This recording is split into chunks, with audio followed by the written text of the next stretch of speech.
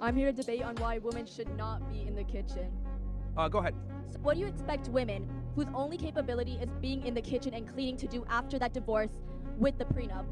And Okay. they don't have any assets or money given to them. Sure, good question. Well, the family laws actually were written with that taken into account. This is why men get destroyed in divorces a lot of times nowadays, because what's happened is the family court system was created specifically to protect women from that very problem that you mentioned. She devotes her life to him, devotes her life to the family, to the kids, etc.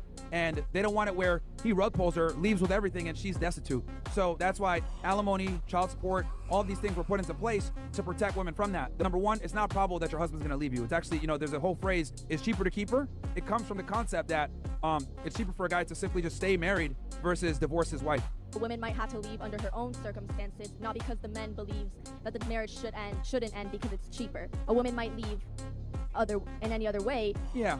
So when she's out in the world, she cannot get a job because she had not get a college education, and her only experience was working in a kitchen because that is what some men like you believe she should be doing.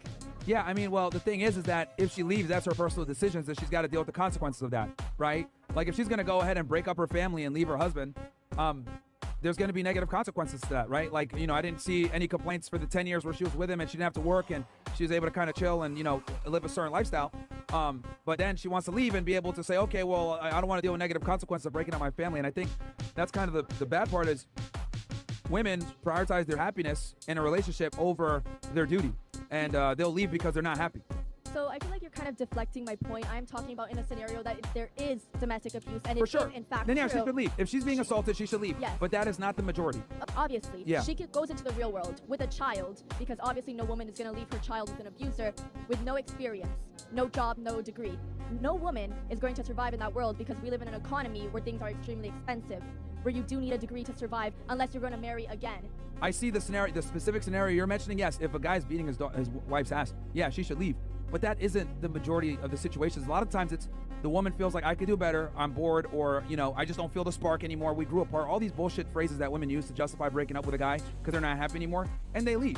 So it's not the DV like you're claiming. That could be a part of it, but that's a minority. Also, men are more commonly in marriages to commit infertility than women. So To commit what? infertility, that means cheating.